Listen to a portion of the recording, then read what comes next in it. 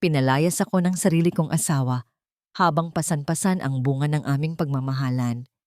Basura ka na, Elena. Ang huling sambit ni Marco bago nila ako iniwan sa gitna ng malakas na ulan. Pero hindi nila alam, ang babaeng tinatapak-tapakan nila ay anak ng isang general. Ngayon, sisiguraduhin kong bawat patak ng luha ko ay babayaran ninyo ng higit pa sa inyong buhay. Handa na ba kayong mawasak? Masyado nang magaspang ang mga kamay niya, Marco.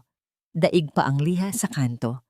Hindi ko alam kung paano mo natitiisan na hawakan ang balat niyang tila semento sa tigas. Iyan ang mga salitang sumalubong sa akin pagtapat ko sa bahagyang nakabukas na pinto ng aming silid. Boses yun ni Chloe. Ang babaeng akala ko ay matalik kong kaibigan. Ang boses na dati ay nagpapatawa sa akin, ngayon ay tila isang matalim na balisong na dahan-dahang humahati sa aking pagkatao. Hayaan mo na, Hon. Konting tiis na lang. Kailangan muna nating makuha ang pirma niya sa mga dokumento ng bahay at sa insurance. Pagkatapos nyon, itatapon ko na ang basurang iyan sa labas. Masyado na rin akong sawang-sawa sa amoy ng bawang at mantika na laging kumakapit sa kanya. Napatigil ang mundo ko. Nakatayo ako sa madilim na pasilyo. Bitbit ang isang maliit na basket na naglalaman ng mga kagamitan sa pananahi. Kasalukuyan ko sanang ikinakabit ang natanggal na butones ng paboritong polo ni Marco. Maingat ko pang pinili ang sinulid na pinakamatibay dahil alam kong malikot siya kung kumilos. Sa kabilang kamay ko naman ay may hawak akong isang bote ng mamahaling langis para sana masahehin ang kanyang mga paa dahil nagreklamo siya kaninang umaga na pagod siya sa opisina. Isang matalim na tusok ang naramdaman ko sa aking hintuturo.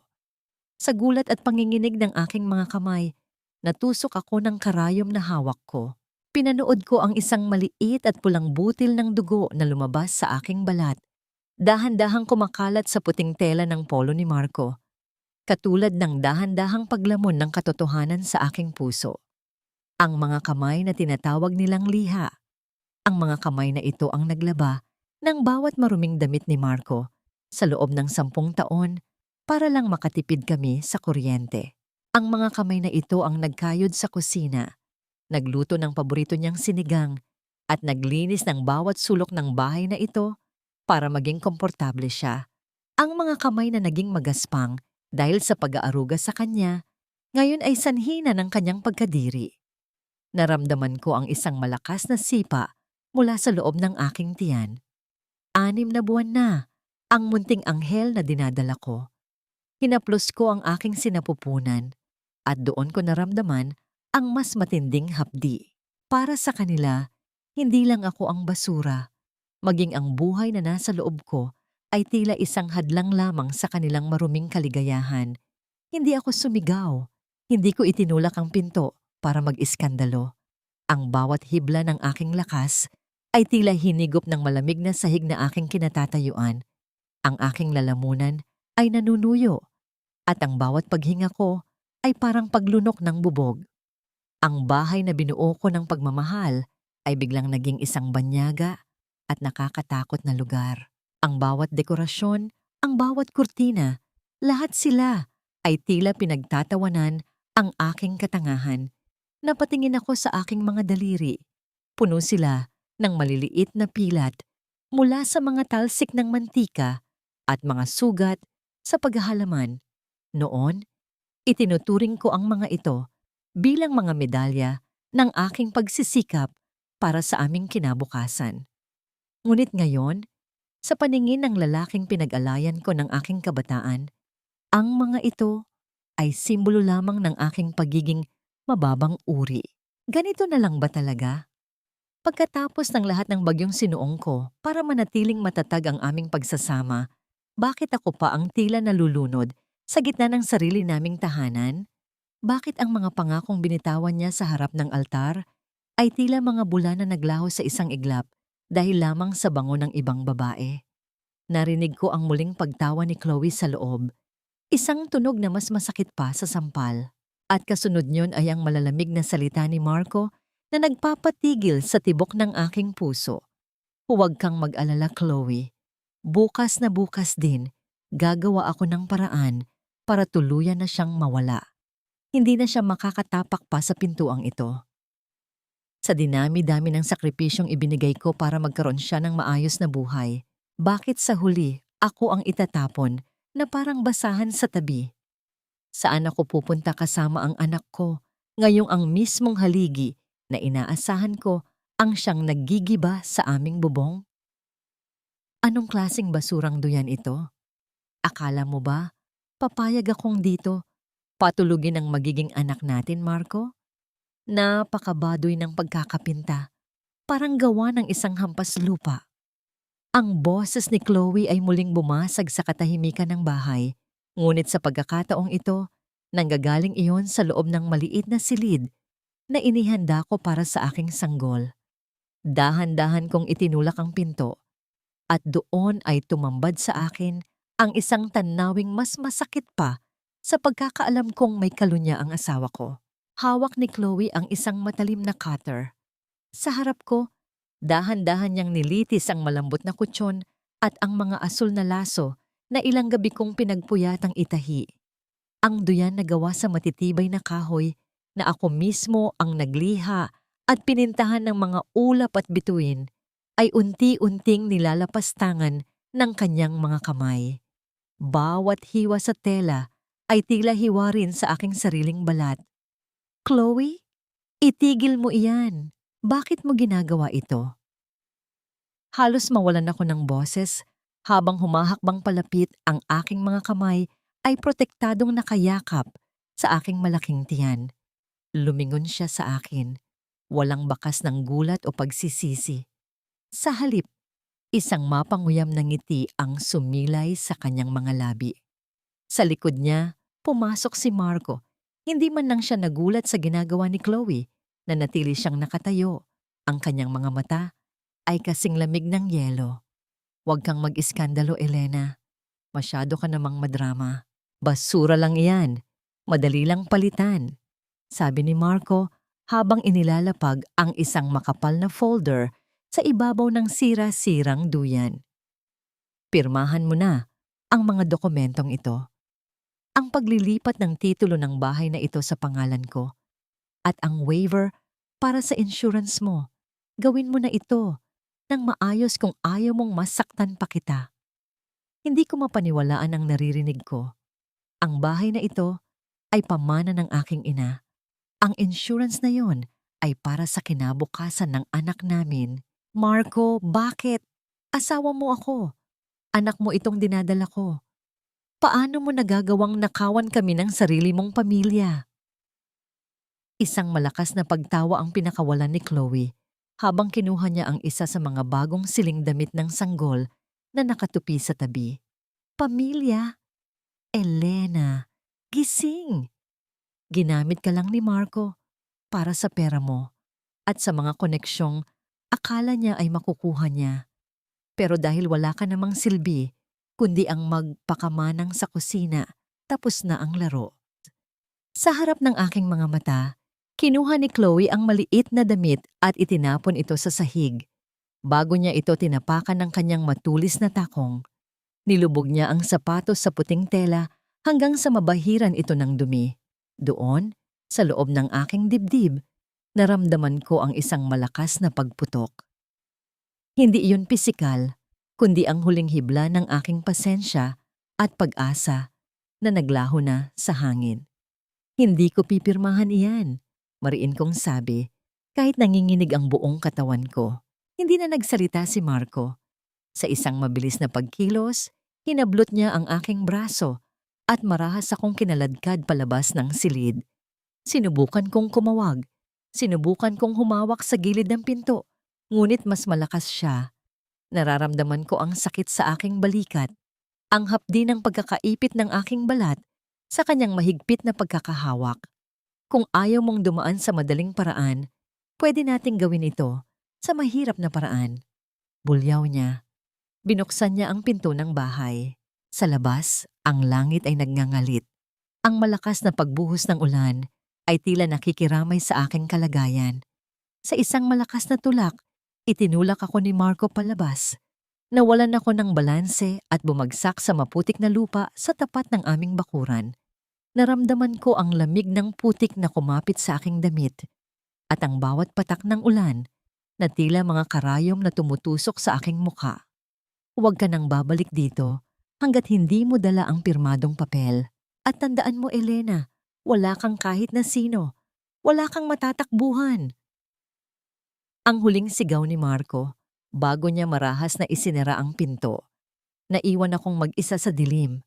Ang ingay ng kulog ay tila nanunukso sa aking pagiging sawi. Hinaplos ko ang aking tiyan.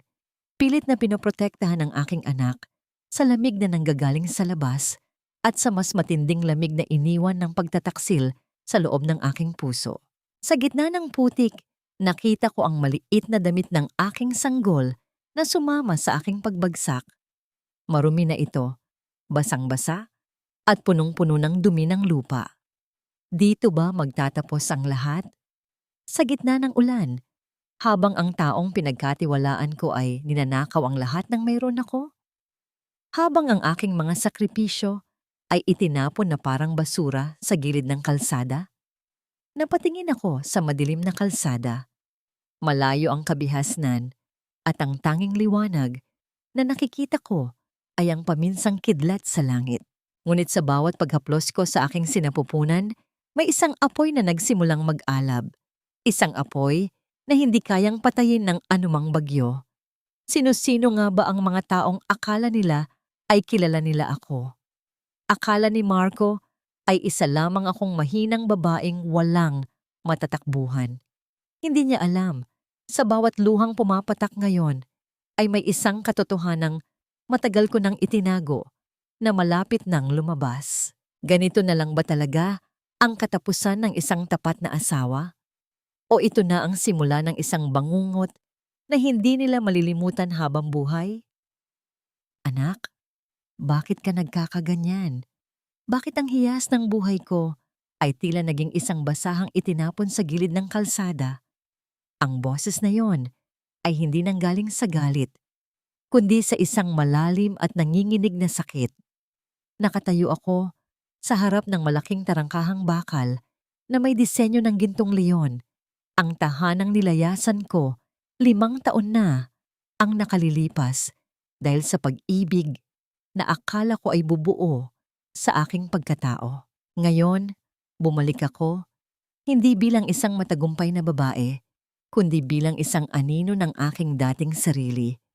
Basang-basa ng ulan at balot ng malapot na putik.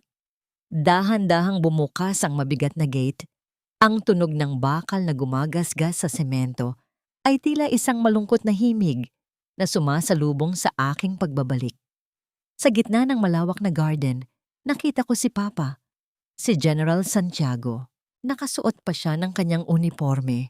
Ang mga bituin sa kanyang balikat ay kumikinang sa ilalim ng mga ilaw sa labas, ngunit ang kanyang mukha ay biglang tumanda nang makita ang aking kalagayan. Nabitawan ko ang basang damit ng aking sanggol na kanina ko pa mahigpit na hawak. Ang aking mga tuhod ay tuluyan ng bumigay at muli akong napaluhod sa semento. Ngunit bago pa man ako tuluyang bumagsak, naramdaman ko ang 2 malalakas na braso na sumalo sa akin. Ang amoy ng mamahaling tabako at ang pamilyar na bango ng kanyang gamit na sabon ay bumalot sa akin. Ang init ng kanyang katawan, ang tumalo sa ginaw na kanina pa nanalaytay sa aking mga buto. Papa, sorry po, hindi ako nakinig sa inyo. Ang tanging lumabas sa aking nanginginig na mga labi bago ako tuluyang humagulgol sa kanyang dibdib. Wala siyang sinabi.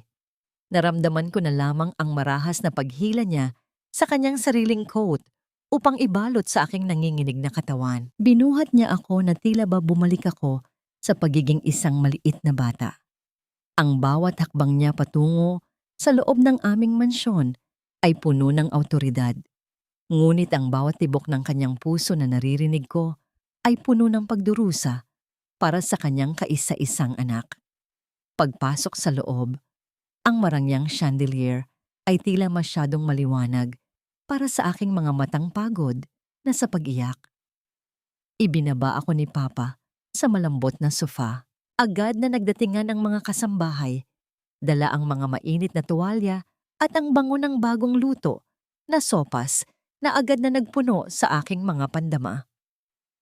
Ang kaibahan ng init sa loob ng bahay na ito at ang tindi ng bagyo sa labas ay tila isang malupit na paalala kung gaano ako nagkamali sa pagpili kay Marco. Sino ang gumawa nito sa iyo, Elena? Ang tanong ni Papa. Ang kanyang boses ay naging kasing lamig ng bakal. Nakita ko ang kanyang mga kamao na nakakuyom.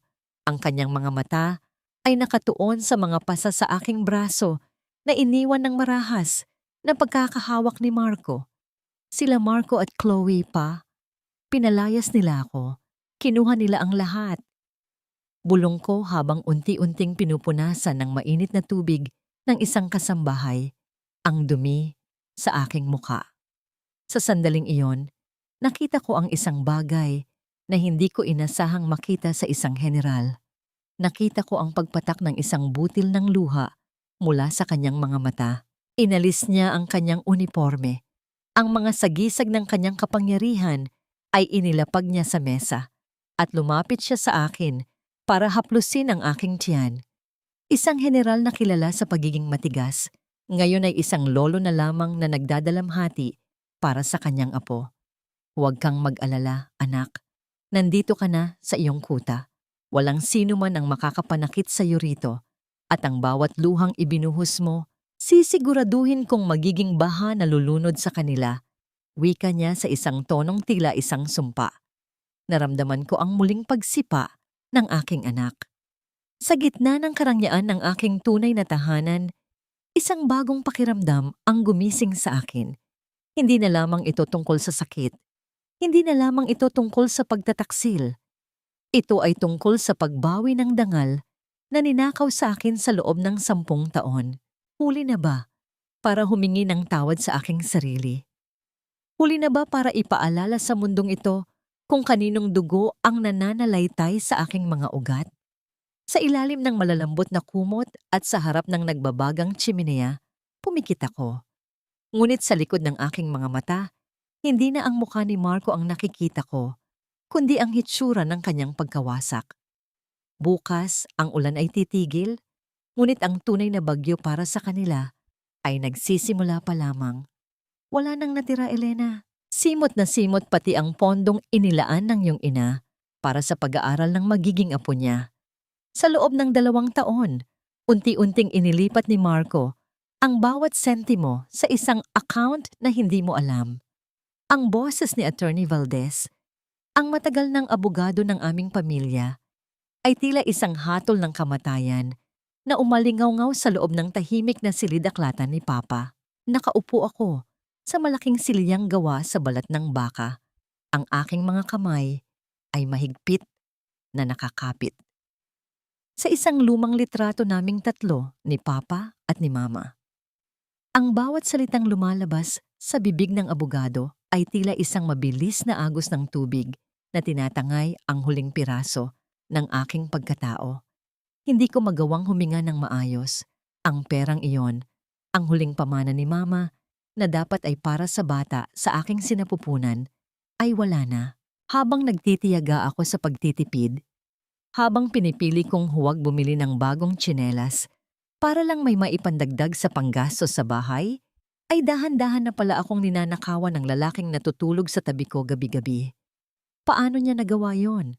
Bulong ko, ang aking paningin ay lumabo dahil sa nagbabadyang mga luha. Pinaubaya ko sa kanya ang lahat ng records dahil sabi niya, gusto niyang matuto akong magtiwala sa kakayahan niyang mag-manage ng finances. Ginamit niya ang iyong tiwala para makuha ang iyong mga pirma sa mga dokumentong akala mo ay investment papers, Elena. Sagot ni Attorney Valdez habang inilalatag ang mga kopya ng bank transfers. Pero ang mas masakit pa rito, General, may natuklasan din kaming koneksyon tungkol sa babaeng kasama niya. Tumingin ako kay Papa. Nakatayo siya malapit sa bintana. Ang kanyang mga kamay ay nakalikod. Tila isang rebulto ng galit na nagpipigil. Ang bango ng kanyang paboritong kape na nakapatong sa mesa ay tila naging mapait na amoy sa aking ilong. "Sino si Chloe, attorney?" tanong ni Papa. Ang kanyang boses ay tila isang ugong ng paparating na bagyo. Si Chloe Villarosa ay malayong kamag-anak ni Governor Villarosa, ang mahigpit ninyong kalaban sa politika, General. Hindi ito aksidente. Isang malaking setup ang pagpasok niya sa buhay ni na Elena at Marco.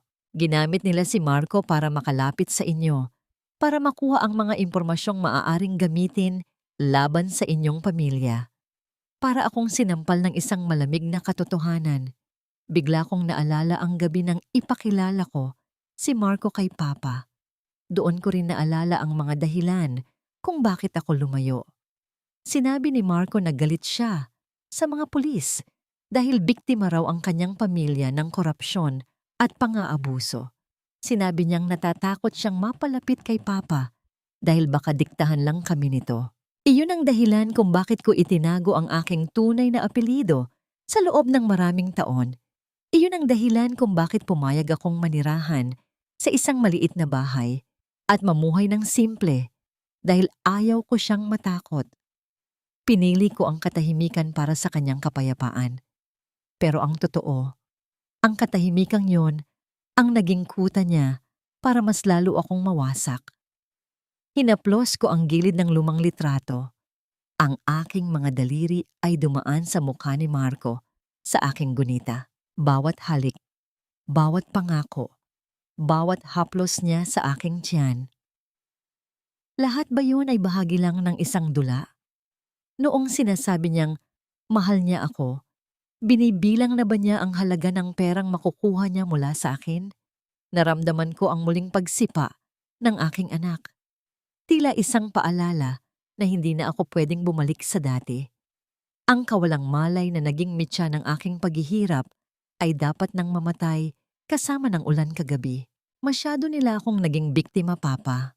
Wika ko, habang unti-unting pinupunit ang isang bahagi ng dokumentong hawak ko, hindi dahil sa galit, kundi dahil sa pagtanggap. Ang buong buhay ko sa piling niya ay isang mahabang anino ng kasinungalingan. Tumalikod si Papa at lumapit sa akin. Inilapag niya ang kanyang malaking kamay sa aking balikat.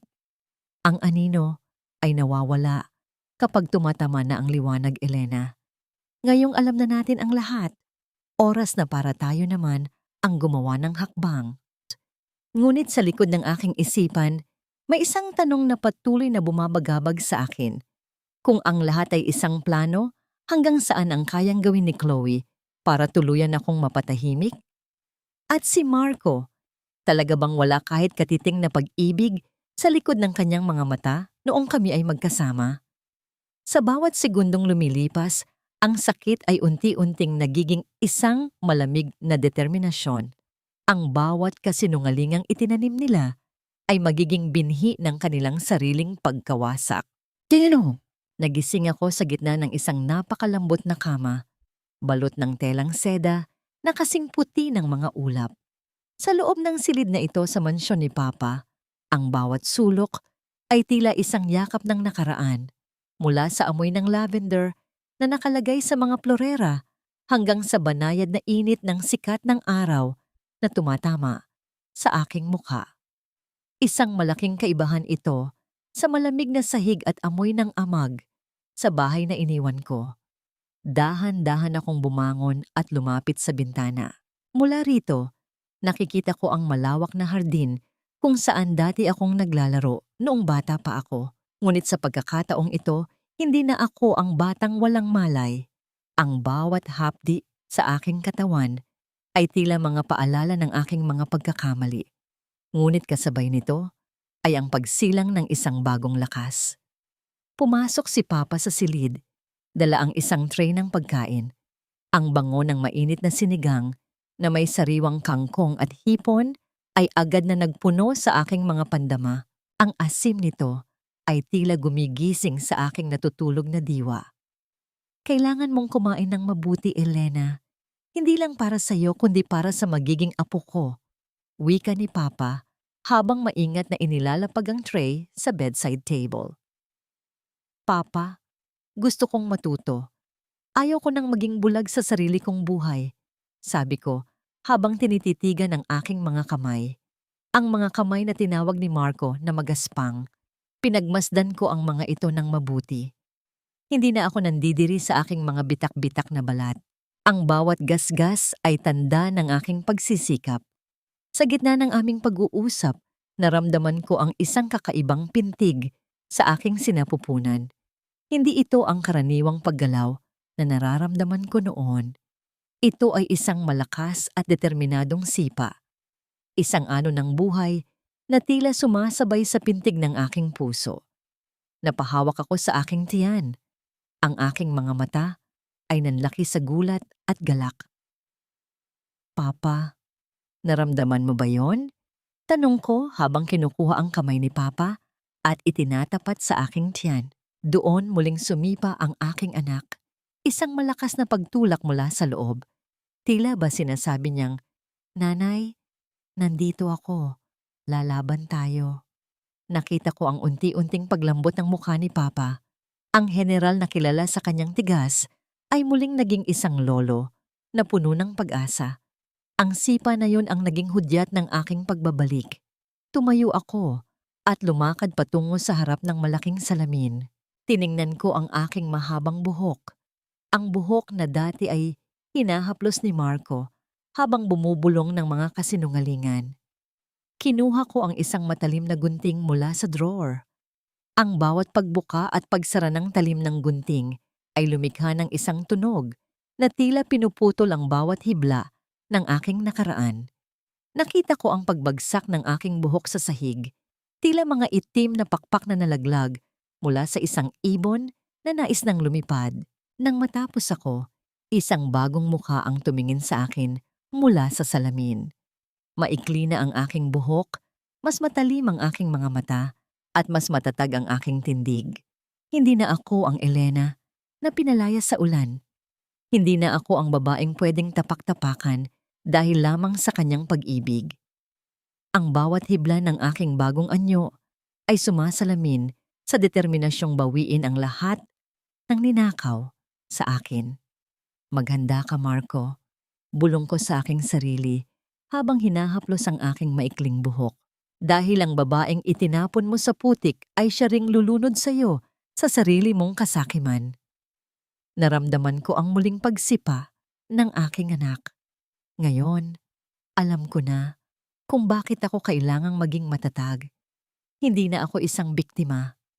Ako ay isang ina, isang anak ng general, at isang reyna na muling babawi sa kanyang kaharian. Sa ilalim ng liwanag ng umaga, habang ang bango ng sinigang ay nananatili sa hangin, naramdaman ko ang tunay na simula ng aking paghihilom. Ngunit bago ang tuluyang kapayapaan, kailangan muna nating linisin ang mga kalat ng kahapon. 50 milyong piso, Chloe. Isipin mo, sa loob lang ng isang buwan, madodoble ang perang kinuha natin sa kumpanya. Ito na ang hinihintay nating pagkakataon para tuluyan ng iwan ang maliit na buhay na ito. Narinig ko ang boses ni Marco mula sa mga speaker ng aking laptop. Nakaupo ako sa loob ng madilim na silid-aklatan ni Papa. Ang tanging liwanag ay nanggagaling sa asul na kislap ng screen sa harap ko. Ang bawat salita ni Marco ay tila isang kumpirmasyon ng kanyang walang katapusang kasakiman. Hindi niya alam na ang kumpanyang Starlight Holdings na nag-aalok sa kanya ng napakalaking investment ay isang bitag na ako mismo ang naglatag. Sa screen, nakikita ko sila sa loob ng dati naming sala. Ang sala kung saan ako dati ay naglalampaso ng sahig habang siya ay nagbabasa ng dyaryo. Ngayon, nakaupo doon si Chloe. Suot ang isa sa aking mga mamahaling seda na robe na iniwan ko. Hawak niya ang isang baso ng alak. Ang kanyang tawa ay tila isang malupit na musika na umaalingaw-ngaw sa 4 na sulok ng silid. Sigurado ka ba rito, Marco? Baka mabulilyaso tayo. Tanong ni Chloe habang hinihimas ang balikat ni Marco. Huwag kang mag-alala, Hon. Ang may-ari ng Starlight ay isang misteryosong investor mula sa abroad. Wala silang koneksyon kahit kanino rito at saka kailangan nating kumilos agad bago pa makahingi ng tulong ang pakialamerong ama ni Elena. Sagot ni Marco, sabay lagok ng kanyang alak. Isang mapait na ngiti ang sumilay sa aking mga labi. Ang dating takot sa aking puso ay napalitan na ng isang malamig na determinasyon. Ginamit ko ang mga lihim na kamera na ipinalagay ko noon para sana sa seguridad ng aking magiging anak. Sino ang mag-aakalang ang mga instrumentong yon para sa pag-ibig ay magiging saksi sa kanilang kataksilan? Habang pinapanood ko sila, naramdaman ko ang init ng tasa ng tsaa sa aking mga kamay. Ang bango ng chamomile ay tila nagpapakalma sa aking mga ugat. Noon, ang bango ng bahay na yon ay amoy ng bawang at hininga ng pagod. Ngayon, dito sa mansyon ni Papa, ang bawat hininga ko ay puno ng kapangyarihan. Nakita ko sa screen ang pagkuha ni Marco ng kanyang laptop. Nagsimula na siyang mag-transfer ng pondo. Nakita ko ang kanyang mga daliri na mabilis na gumagalaw sa keyboard. Ang bawat pagpindot ay tila isang hakbang patungo sa kanyang sariling bangin. Hindi niya sinasabi kay Chloe ang buong katotohanan. Plano niyang itago ang malaking bahagi ng kikitain para sa sarili niya. Ang dalawang mandarambong ay nagsisimula na ring magnakaw sa isa't isa. Ganyan nga, Marco. Bulong ko sa hangin. Ubusin mo ang lahat. Ipamigay mo ang bawat sentimong pinaghirapan ko. Dahil sa bawat pisong inilalabas mo, lalong bumibigat ang kadenang hihila sa iyo pababa. Ang namuo sa aking isipan nang makita ko ang isang lumang florera sa background ng video. Iyon ang huling regalong ibinigay ko sa kanya noong anibersaryo namin. Ngayon, ginagawa na lamang nila itong tapunan ng upos ng sigarilyo. Doon ko natanto na ang pag-ibig ay parang kristal. Kapag nabasag na, kahit anong pagdidikit mo, ang mga lamat ay mananatiling saksi sa sakit. Naramdaman ko ang muling pagsipa ng aking anak. Tila sinasabi niyang tama ang aking ginagawa. Ang hustisya ay hindi lamang tungkol sa pagpaparusa, kundi tungkol sa pagbawi sa lahat ng dignidad na tinangka nilang yurakan. Biglang tumunog ang telepono ni Marco sa video. Nakita ko ang pagbabago ng kanyang ekspresyon. Naging balisa siya. Tumingin siya sa paligid. Tila ba naramdaman niyang may nagmamasid sa kanya.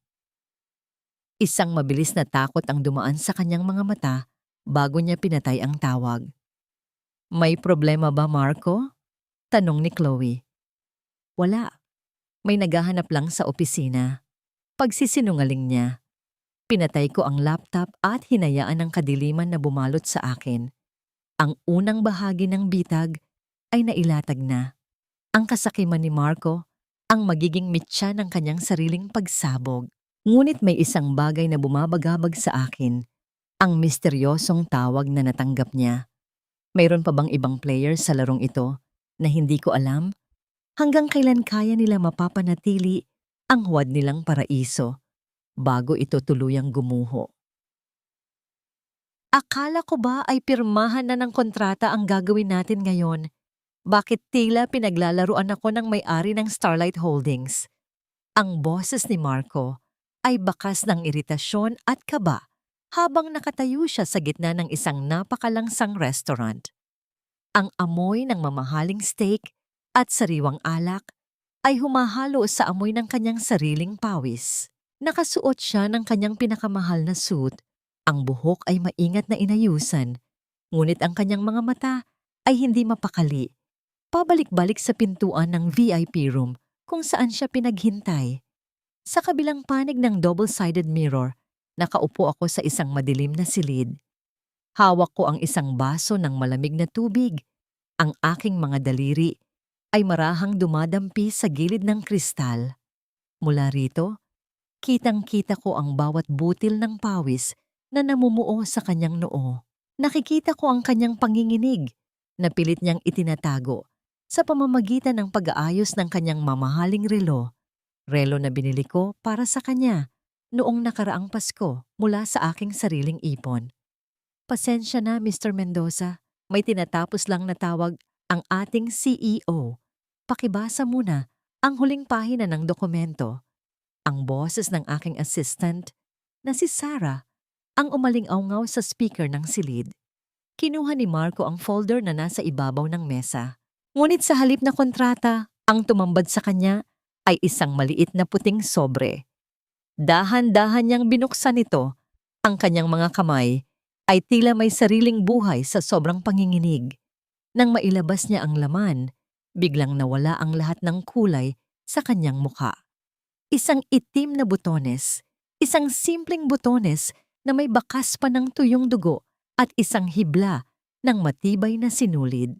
Ito ang butones na tinatapos ko sanang ikabit sa kanyang polo noong gabing narinig ko ang kanilang plano ni Chloe. Ito ang saksi sa unang patak ng dugo mula sa aking daliri at sa unang pagkawasak ng aking puso. Para kay Marco, ang butones na yon ay isang piraso ng basura na itinapon niya kasama ko sa ulan. Pero ngayon, sa loob ng silid na ito, tila ito naging isang sumpa na nagpabalik sa lahat ng kanyang kasalanan. Ano ito? Anong klaseng biro ito? Sigaw ni Marco. Pilit na itinatago ang takot sa likod ng galit. Nasaan ang may-ari ng kumpanyang ito? Lumabas ka! Pinanood ko siya habang hinahablot niya ang kanyang buhok. Ang kanyang pagkatao ay unti-unting nadudurog sa harap ng isang maliit na bagay. Ang namuo sa aking isipan, ang pagtatanto na ang pinakamalakas na sandata laban sa isang taong walang konsensya ay ang pagpapaalala sa kanila ng kanilang sariling kaduwagan. Tumayo ako at lumapit sa salamin. Kahit hindi niya ako nakikita, ramdam ko ang distansya sa pagitan namin. Noon, ako ang nakaluhod sa kanyang paanan, nagmamakaawa para sa kaunting pag-ibig. Ngayon, ako ang nasa itaas. Pinapanood ang bawat paghinga niya mula sa dilim. Hindi ka pa rin nagbabago, Marco. Bulong ko sa hangin. Ang aking hininga ay naglikha ng munting ambon sa salamin. Takot ka pa rin sa sarili mong anino. Naramdaman ko ang muling pagsipa ng aking anak. Isang malakas at matatag na sipa. Tila sinasabi niyang panahon na para tapusin ang pagtatago. Kinuha ko ang aking telepono at nag-type ng isang mensahe. Sa kabilang silid, narinig ang pagtunog ng cellphone ni Marco. Sa sobrang gulat, halos mabitawan niya ito sa sahig. Binasa niya ang mensahe at sa isang iglap, tila tumigil ang pag-inog ng mundo para sa kanya. Ang mensahe ay maikli lang. Sa wikang Tagalog, na alam kong tatagos hanggang sa kanyang mga buto. Nakatitig ako sa iyo, Marco, at nakikita ko ang lahat ng dumi sa iyong mga kamay. Tumakbo si Marco patungo sa salamin. Sinubukan niyang sipatin ang nasa likod nito. Ang kanyang mukha ay halos nakadikit na sa kristal. Ang kanyang mga mata ay dilat na dilat sa takot, tila isang hayop na nakakulong sa bitag. Sa labas, ang tunog ng papalubog na araw ay tila isang malungkot na paalam sa kanyang huling gabi ng kapayapaan. Naramdaman ko ang isang kakaibang ginhawa sa loob ng aking dibdib. Ang bawat hapdi na ibinigay niya sa akin. Ang bawat gabing ginugol ko sa pag-iyak sa ilalim ng ulan. Lahat niyon ay tila unti-unting nababayaran sa bawat segundong paghihirap niya sa harap ko. Ngunit bago pa man siya tuluyang makapagsalita, bumukas ang pintuan ng restaurant at pumasok ang isang lalaking nakauniporme. Hindi ito si Papa, kundi ang isa sa kanyang mga pinagkakatiwalaang tauhan. Isang mensahe ang iniwan nito sa mesa ni Marco bago ito mabilis na lumabas. Ano ang nilalaman ng mensaheng iyon na nagpabagsak kay Marco sa kanyang upuan? At hanggang kailan kaya niya kayang itago ang katotohanan kay Chloe? Ngayong ang anino ng nakaraan ay unti-unti nang nagiging isang realidad. Sino ang lalaking ito, Chloe? Isang linggo pa lang tayong opisyal na nagsasama rito sa bahay? May iba ka na agad na kinalolokohan? Ang boses ni Marco ay pumiyok sa tindi ng galit habang ibinabagsak niya ang kanyang cellphone sa ibabaw ng matigas na kahoy na mesa. Ang tunog ng pagtama ng gadget sa lamesa ay umalingaw-ngaw sa buong sala, tila isang hudyat ng pagsisimula ng isang digmaan. Sa screen ng telepono, malinaw na makikita ang isang serye ng mga larawan. Si Chloe, ang babaeng ipinalit niya sa akin, ay masayang nakikipaghalubilo at yumayakap sa isang lalaking naka-Amerikana sa isang madilim na sulok ng hotel. Nakatayo si Chloe sa tapat ng bintana, suot ang isa sa aking mga paboritong bestido na naiwan ko sa cabinet. Hawak niya ang isang baso ng alak at sa halip na matakot, dahan-dahan niyang inikot ang laman nito bago lumingon kay Marco na may kasamang mapang-uyam ng ngiti. Ang bango ng mahal na pabango ni Chloe ay tila naging mapanghis sa ilong ni Marco dahil sa tindi ng selos at pagtataksil na nararamdaman nito. Masyado kang praning, Marco. Business partner ko lang yon. At saka, huwag mong kalimutan na kung wala ang mga connection ko, hindi ka makakausap ng mga malalaking investor na kailangan mo. Sagot ni Chloe. Ang kanyang boses ay malamig at walang pakialam. Mula sa screen ng aking monitor sa mansyon ni Papa, pinapanood ko ang bawat galaw nila. Ang namuo sa aking isipan nang makita ko ang hitsura ni Marco. Ang lalaking dati ay napakayabang. Ang lalaking itinapon ako sa putik dahil sa tingin niya ay mas mataas si Chloe. Ngayon ay mukhang isang basang sisiw na niloloko sa harap ng kanyang sariling mga mata. Ang karma ay hindi na kailangang magmadali. Dahan-dahan nitong sinusunog ang pundasyon ng kanilang huwad na relasyon. Business partner, nakita ko ang mga chat niyo, Chloe. Pinagtatawanan niyo ako. Sinasabi niyo na isa lang akong kasangkapan para makuha ang gusto niyo. Sigaw ni Marco. Ang kanyang mga kamao ay nakakuyom hanggang sa mamuti ang kanyang mga buku-buku ng daliri. Sa isang mabilis na pagkilos, lumapit si Marco kay Chloe at hinablot ang braso nito. Nakita ko ang panlalaki ng mga mata ni Chloe, hindi sa takot, kundi sa galit. Bitawan mo ako, Marco. Hindi mo ako pag-aari. Akala mo ba ay seryoso ako sa'yo? Ginamit lang kita dahil ikaw ang pinakamadaling paraan para makasira sa pamilya ni General Santiago. Ang sampal na ibinigay ni Marco kay Chloe ay lumikha ng isang tunog na tila bumasag sa lahat ng kasinungalingan sa loob ng bahay na yon. Napasandal si Chloe sa pader. Ang kanyang buhok ay nagulo at ang kanyang labi ay nagkaroon ng munting bakas ng pula. Ngunit sa halip na umiyak, humalakhak siya. Isang halakhak na puno ng kamandag. Sige, saktan mo pa ako. Pero tandaan mo, Marco, ang perang ipinuhunan mo sa Starlight Holdings, wala na yon. Kasama ng lalaking nakita mo sa larawan, dahan-dahan naming inuubos ang kumpanya mo. Magiging pulubi ka, gaya ng ginawa mo kay Elena. Naramdaman ko ang muling pagsipa ng aking anak. Isang malakas na pagtulak, tila ba sumasabay sa pintig ng aking tagumpay. Ang bawat salitang lumalabas sa bibig ni Chloe ay tila mga latigo na humahagupit sa pagkatao ni Marco. Ang lalaking pumatay sa aking dangal ay pinapatay na ngayon ng babaeng sinasamba niya. Nanginginig ang buong katawan ni Marco habang napapaupo siya sa sahig. Ang kanyang paningin ay nakatuon sa kawalan. Ang marangyang bahay na ninakaw nila sa akin ay biglang naging isang kulungan ng puot at dumi. Ang amoy ng alak na natapon sa carpet ay humalo sa amoy ng kanilang nabubulok na pagsasama. Doon ko natanto na ang pinakamasakit na parusa ay hindi ang mamatay, kundi ang mabuhay sa piling ng taong kinamumuhian mo habang alam mong ang lahat ng sakripisyo mo ay nauwi sa wala. Ano na ngayon, Marco? Bulong ko sa harap ng monitor habang hinahaplos ang aking tiyan. Naramdaman mo na ba ang hapdi ng ulan na ibinigay mo sa akin? Biglang may kumatok sa pinto ng kanilang bahay. Isang malakas at awtoritadong katok na nagpatahimik sa kanilang sigawan. Nagkatinginan ang dalawa. Ang takot ay agad na pumalit sa galit sa kanilang mga mata. Sino ang darating sa ganitong oras? At ano ang dalang balita ng taong nasa labas ng pintuan? Pumikit ako at huminga ng malalim. Ang mga anino ng kahapon ay unti-unti nang naglalaho at ang tunay na katarungan ay malapit na ring kumatok sa aking pintuan. Buksan mo ang pinto, Mendoza. Huwag mo nang hintayin na gibain namin ang tanging bagay na naghihiwalay sa'yo at sa rehas na bakal.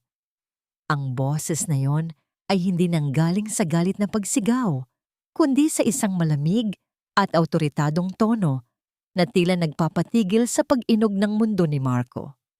Ang serye ng malalakas na katok sa pintuan ay hindi lamang tunog ng kahoy na tinatamaan ng kamao, kundi tunog ng hustisyang 5 taon na niyang pilit na tinatakasan. Nanginginig ang mga kamay ni Marco habang papalapit siya sa pintuan. Ang amoy ng alak na tumapon sa carpet at ang bakas ng kanyang pakikipag-away kay Chloe ay tila naging mga ebidensya ng kanyang sariling pagkawasak. Sa likod niya, si Chloe ay mabilis na nag-aayos ng kanyang gamit, pilit na naghahanap ng malulusutan, ngunit ang bawat bintana ng bahay ay tila nababantayan na ng mga anino ng batas. Nang dahan-dahang bumukas ang pinto, ang liwanag mula sa mga asul at pulang ilaw ng mga sasakyan ng pulis sa labas ay tumama sa mukha ni Marco. Doon, nakatayo ang isang lalaking may tindig na kasing tatag ng bundok. Nakasuot ng kanyang buong uniforme si General Santiago. Ang mga medalya sa kanyang dibdib ay kumikinang sa ilalim ng ilaw ng porch, tila mga matang mapanghusga. Nais mo bang makilala ang biyenan mo ng formal, Marco? O mas gusto mong tawagin akong general na siyang tatapos sa karera mo?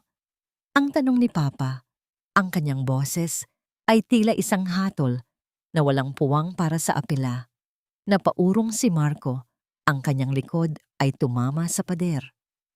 Ang kanyang hininga ay naging mababaw at mabilis, tila isang hayop na nasukul sa isang madilim na sulok. Ang lalaking dati ay napakayabang, ang lalaking itinapon ako sa ulan, ngayon ay hindi man lang makatingin ng diretso sa mga mata ng aking ama. General? Hindi niyo po naiintindihan. Si Elena. Siya ang umalis. Wala akong ginagawang masama. Pagmamaang-maangan ni Marco, kahit na ang kanyang nanginginig na tuhod ay nagsasabi ng kabaligtaran. Sa isang mabilis na pagkilos, pumasok ang 2 pang opisyal at pinalibutan ang sala. Inilabas ni Papa ang isang makapal na folder, ang mga dokumentong pinaghirapan naming buuin ni Attorney Valdez. Ang bawat pahina niyon ay naglalaman ng mga ebidensya ng kanyang pag-ungkat sa pondo ng kumpanya, ang pekeng investment sa Starlight Holdings, at ang marahas na pagtrato sa akin. Ang bawat sentimong kinuha mo, ang bawat pirma na dinaya mo, at ang bawat pasang iniwan mo sa balat ng aking anak. Lahat iyan ay may katapat na taon sa loob ng selda, wika ni Papa habang dahan-dahang isinusuot ang kanyang guwantes na itim. Hindi mo lang ninakawan ng isang asawa, Mendoza. Ninakawan mo ang pamilya ng isang general. Mula sa screen ng aking monitor sa mansyon, pinapanood ko ang bawat detalye. Nakita ko ang pagpasok ng mga pulis sa kwarto kung nasaan si Chloe. Ang kanyang mga sigaw at pagmamakaawa ay tila isang malungkot na awitin na walang nakikinig. Nakita ko rin ang pagkabit ng malamig na bakal sa mga kamay ni Marco. Ang tunog ng bawat lock ng posas ay tila isang musika sa aking pandama. Ang tunog ng bawat luhang ibinuhos ko na ngayon ay nagiging kadena para sa kanya. Ang namuunang bago tuluyang ilabas si Marco, tumingin siya sa isa sa mga nakatagong kamera na alam kong alam niyang naroon. Ang kanyang mga mata ay puno ng pagsisisi, hindi dahil sa mahal niya ako, kundi dahil ngayon lang niya natanto ang tindi ng kinalaban niya. Ang basurang itinapon niya sa ulan ay ang kaisa-isang hiyas na nagpoprotekta sa kanya mula sa impyernong kinaroroonan niya ngayon. Naramdaman ko ang muling pagsipa ng aking anak.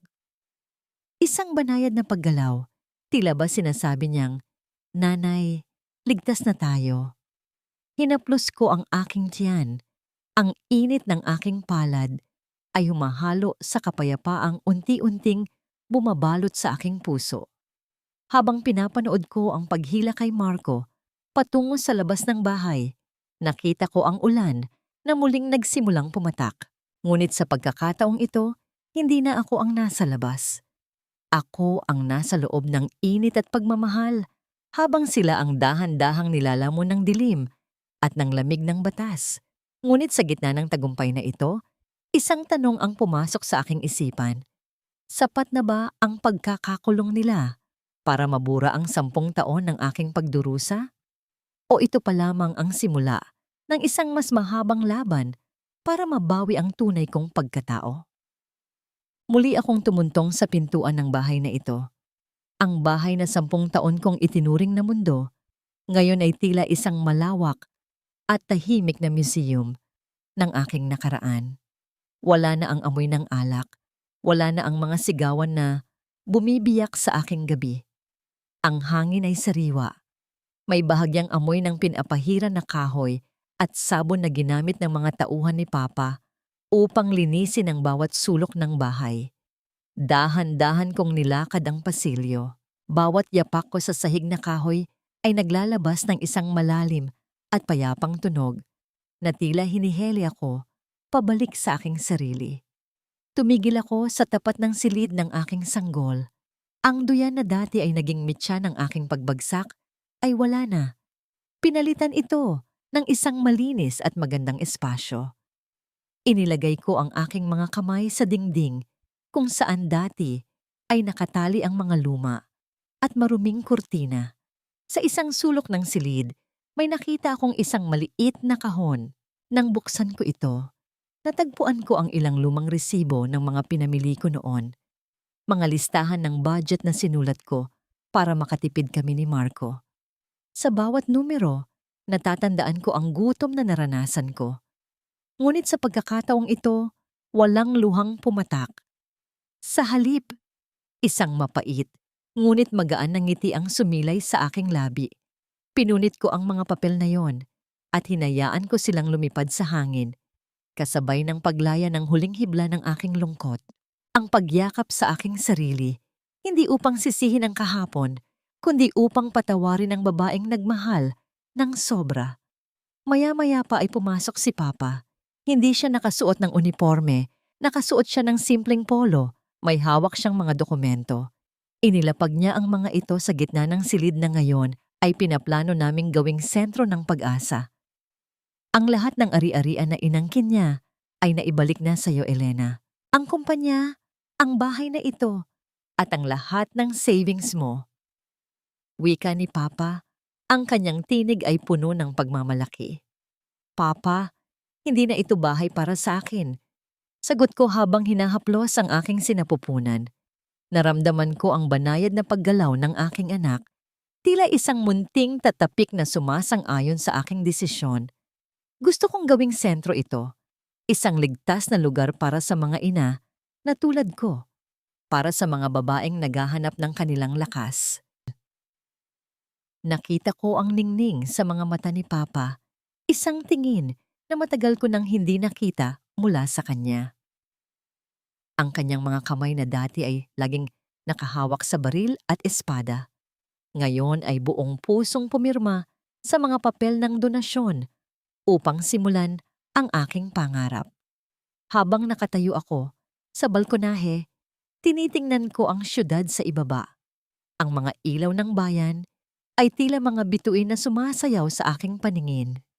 Noon, ang mga ilaw na yon ay paalala ng aking pagiging maliit at nakakulong. Ngayon, ang mga ilaw na yon ay tila mga paanyaya ng mga pagkakataon. Ako ang may-ari ng oras ko. Ako ang reyna ng sarili kong kwento. Sa likod ko, ang mga trabahador ay nagsisimulang magdala ng mga gamit para sa renovasyon. Ang ingay ng pag-aayos ay hindi na isang ingay ng pagkasira, kundi isang himig ng pagtatayo.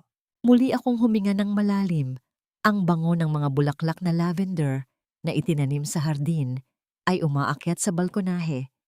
Dahan-dahan itong bumabalot sa aking diwa at nagbibigay ng matinding kapayapaan sa aking pagkatao. Pero sa kabila ng lahat ng tagumpay na ito, isang tanong ang nananatili sa aking isipan. Ang pagkakakulong ni Marco at Chloe ay hudyat na ng katapusan ng kanilang bahagi sa aking buhay. Ngunit alam ko na ang tunay na laban ay hindi sa korte, kundi sa pagpapatuloy. Paano ko kaya haharapin ang araw na isilang ang aking anak sa mundong ito? Dala ang pangalan ng isang lalaking dapat sana ay naging kanyang ama. Habang hinahaplos ang aking tiyan at pinagmamasdan ang bukang liwayway na nagsisimulang magpinta ng ginto sa kalangitan, alam ko na anuman ang mangyari, hinding-hindi na ako muling matatakot sa dilim. Narito na ang umagang pinapangarap ko lamang noon habang nakadapa sa maputik na lansangan. Ang sikat ng araw ay banayad na tumatagos sa mga kurtinang gawa sa purong puting koton na nagbibigay ng ginintuang liwanag sa loob ng silid na puno ng bango ng baby powder at sariwang gatas. Sa gitna ng katahimikan, ang tanging naririnig ko ay ang marahang paghinga ng aking munting anghel na himbing na natutulog sa aking tabi. Esperanza? Bulong ko sa hangin habang hinahaplos ang kanyang malambot na pisngi. Ang kanyang pangalan ay paalala na sa gitna ng pinakamadilim na gabi, laging may pag-asang sisibol. Ang bawat munting daliri niya ay tila mga hibla ng ligaya na nagbubura sa bawat pilat ng aking nakaraan. Lumabas ako sa balkonahe, bitbit ang aking tasa ng mainit na tsokolate. Mula rito, natatanaw ko ang Aling Rosa Center for Women. Ang dating bahay ng pighati ay isa na ngayong kuta ng kalinga. Nakikita ko ang mga babaeng naglalakad sa garden. Ang ilan ay may dalang mga sanggol. Ang ilan naman ay masayang nag-uusap habang nag-aaral ng mga bagong kasanayan. Ang bawat tawa nila na umaabot sa aking pandama ay tila isang dalisay na musika na nagpapagaling sa aking kaluluwa. Nabalitaan ko mula kay Attorney Valdez na si Marco at Chloe ay tuluyan ng nabulok sa loob ng rehas. Ang kanilang kasakiman ay naging sarili nilang bitag. Wala na akong nararamdamang puot sa aking puso. Ang tanging natira ay ang malalim na pasasalamat dahil ang kanilang kataksilan ang naging tulay upang mahanap ko ang tunay kong lakas. Ang hustisya ay hindi lamang ang pagkabilanggo nila, kundi ang kalayaang nararamdaman ko ngayon na hindi na kailanman nakadepende sa pag-aproba ng isang lalaki. Narinig ko ang pamilyar na tunog ng mga yapak ni Papa sa hagdanan. Pumasok siya sa silid. Wala ang kanyang uniforme, suot lamang ang isang simpleng t-shirt.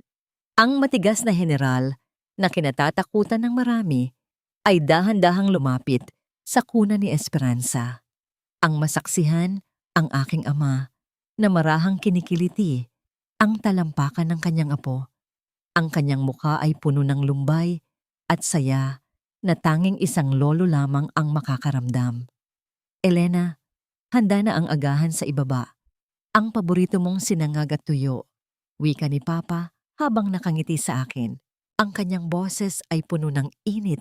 Ang init ng isang tahanang hindi na kailangang magtago sa likod ng mga kasinungalingan. Tumingin ako sa malawak na langit. Ang asul na kalawakan ay tila walang katapusan, kasing lawak ng mga pangarap na muli kong binuo para sa amin ni Esperanza. Sa loob ng aking dibdib, ang dating bagyo ay napalitan na ng isang payapang dagat. Ang bawat hapdi, bawat luha, at bawat sakripisyo ay may katuturan na ngayon. Hindi na ako ang babaeng iniwan sa ulan, basang-basa, at walang matatakbuhan. Ako na ang babaeng may sariling payong, may sariling kuta, at may sariling liwanag. Ang aking kwento ay hindi natapos sa pag-ibig na nawala, kundi nagsimula sa pag-ibig na natagpuan ko sa aking sarili at sa aking anak. Habang karga ko si Esperanza at pababa kami patungo sa hapagkainan kung saan naghihintay si Papa, naramdaman ko ang tunay na kahulugan ng tagumpay. Hindi ito tungkol sa dami ng pera o sa laki ng mansyon. Ito ay tungkol sa kapayapaan ng isip na wala kang inagrabyadong tao at ang dangal na tumayo ka muli matapos kang itapon ng mundong akala mo ay sayo. Salamat sa ulan dahil itinuro nito sa akin kung paano sumayaw sa gitna ng unos. Salamat sa dilim, dahil dito ko nakita ang ningning ng aking sariling bituin. Ako si Elena, anak ng general, ina ni Esperanza, at ang reyna ng sarili kong malayang buhay. At dito, sa ilalim ng bagong umaga, nagsisimula ang aming walang hanggang pag-asa.